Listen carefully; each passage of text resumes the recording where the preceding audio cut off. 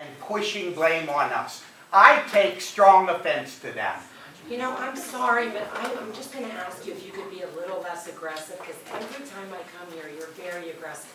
I'm not being aggressive. What I'm telling you is, we didn't know about it. How would we? Ma'am, I just said, everything was done in public, Well, okay? when we- So you need to come to the meeting. You can visit Now we're our, here. When we found about it, we came. where were you at the last 8 years, I guess. I would be would my have come had question. I known, Okay. trust me, sir. Okay, I understand your concern. Is there any Well, first of all, one of the last Section 8 townhouses that were built, that were supposed to be so good in Kelly Township, still in Lewisburg, is right behind Walmart. And now, I don't know if Chief Yost could comment on this because it's out of jurisdiction, but that is now named one of the biggest drug areas because it's Section 8. I'm not saying everything would be drug in Section 8. I'm saying if you hold a voucher for 1 year, you can come from Sunbury, you can come from Williamsport, anybody can come here because they cannot limit to just Lewisburg or Union County. Okay, thank you, Point blank. Tina. And that's an issue you can take before the Housing Authority when they have their public information session on, I think it's going to be July the 22nd. For 39 years. I have no problem with low-income housing. We put low-income housing where it is planned.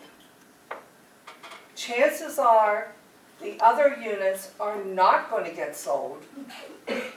I have never seen anybody that has given the option in the low-income housing, and Linda's over there and I'm sure she will agree, that lived in it for 15 years and bought it. I have never seen it happen. Connie, it doesn't mean that, it doesn't necessarily imply that there's one individual. It would continue to be rental and then be sold after the 15 Right, years. and I know you can't speak for the housing authority, Right. but I was at the housing authority meeting and Bruce Quigley actually admitted that he never asked for senior citizen housing, that it was always for the Section 8, am I right? Because Well- most of us were there.